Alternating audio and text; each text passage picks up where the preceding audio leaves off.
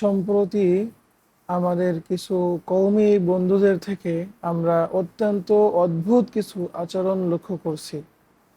অর্থাৎ যাদের একেবারে ছোট থেকে বড় পর্যন্ত সম্পূর্ণ বেড়ে ওঠা আমাদের এই কওমি অঙ্গনেই এবং কওমি উলামা একরামের হাত ধরেই তাদের ছোট থেকে বড় হওয়া এবং কওমি মাদ্রাসার আলো বাতাসেই তারা ছোট থেকে বড় হয়েছেন।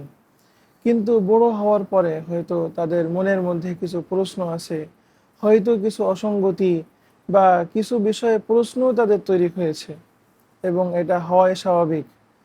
কিন্তু এই কারণে তারা কওমি মাদ্রাসার সম্পূর্ণ অবদানকে তারা অস্বীকার করতেছেন এবং কওমি মাদ্রাসা একেবারেই এই যুগের জন্য অচল এবং এইটার কোনো কার্যকারিতা নেই, এইভাবে তারা উপস্থাপনা করছেন।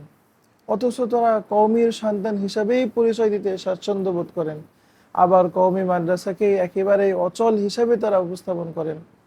আসলে এইটা চিহ্নিত কিছু দলের ষড়যন্ত্র হতে পারে, যারা আমাদের এই কওমিকে নানান ধরনের ট্যাগিং করে অল্প হলেও তারা বেশি করে উপস্থাপন করে তারা আমাদেরকে বিতর্কিত করতে চায়।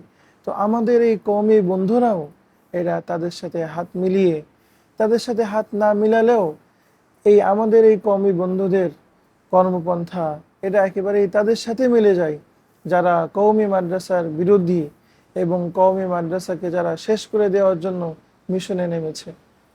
এই জন্য আমরা ওই বন্ধুদের কাছে আমরা আহ্বান রাখতে চাই, আপনারা কওমি মাদ্রাসার যে ভালাইগুলো আছে, যে ভালো দিকগুলো আছে সেগুলো আপনারা প্রচার করুন এবং যেই বিষয়ে আপনাদের মনের মধ্যে আপত্তি আছে অবশ্যই সেটাকে আমরা সম্মান জানাই, কিন্তু সেটাকে মুরব্বীদের কাছে এবং যথাযথ কর্তৃপক্ষের কাছে আপনারা আদবের সাথে পেশ করুন, অথবা এইটাকে নিয়ে যৌক্তিকভাবে সমালোচনা করুন।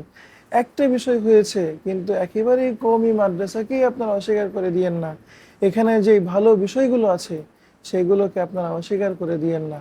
আমরা এই ছোট্ট আহ্বান সেই সব বন্ধুদের কাছে আমরা রাখতে চাই।